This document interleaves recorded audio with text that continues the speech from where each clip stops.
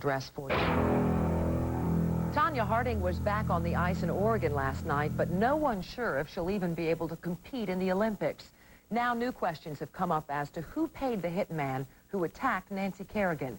John Johnston is in Portland with the latest. John, what's the story? Maureen, reports here in Portland today are that authorities now have bank records and wire transfers linking Jeff Gillooly, Tonya Harding's husband, to the three men already arrested in the attack on Nancy Kerrigan. Investigators reportedly believe that the money that was to be used to pay for the hit on Kerrigan was money that was donated to support Harding's skating.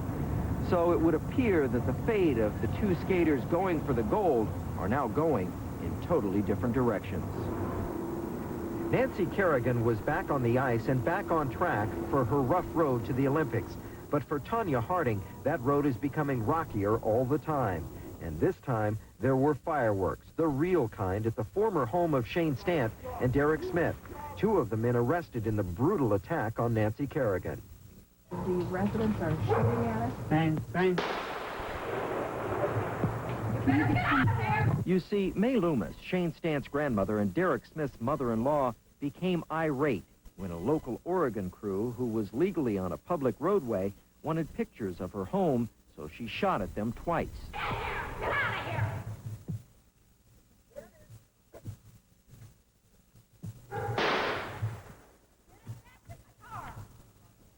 Okay. After the first shot, I knew we were kind of in trouble. The first shot went over their heads. Bang, bang.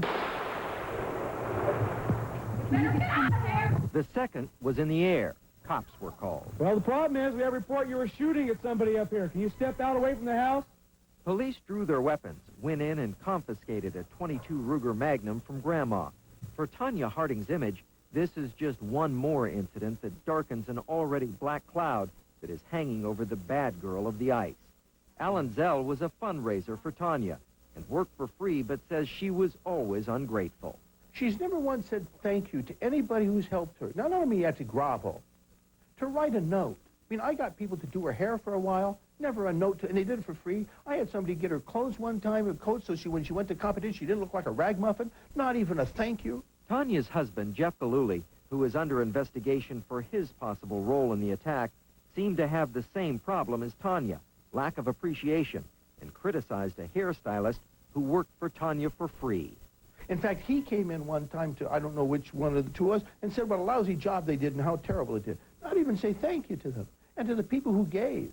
I have heard so many things that he has said out there in the public that would say, well, we're going to be rich, you know. And I know that when she was making the money from her endorsements, he lived very nicely. Some of those funds came from Yankee baseball owner George Steinbrenner, who may have unwittingly helped finance the attack on Nancy Kerrigan.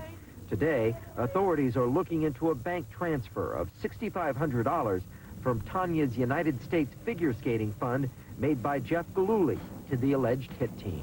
I think it's sad for skating, and it's sad for the future of skating in some ways, because when there are athletes who do need help, financial help and other types of help,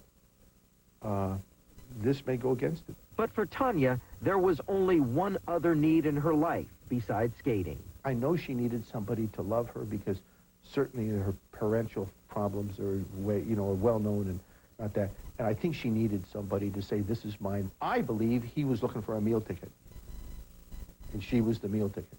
But there are no fond memories of Tonya. Nobody likes this young lady because she is not a very nice person.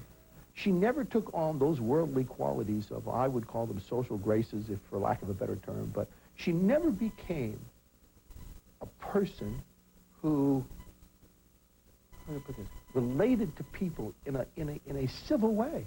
I don't know how you guys knew I was coming in. The only reason she got away with it was she was a great skater. She was a great athlete. She was not a great athlete, we would have shunned her. Although Zell believes Tonya should still go to the Olympics and hopefully win, as a person, she is already lost.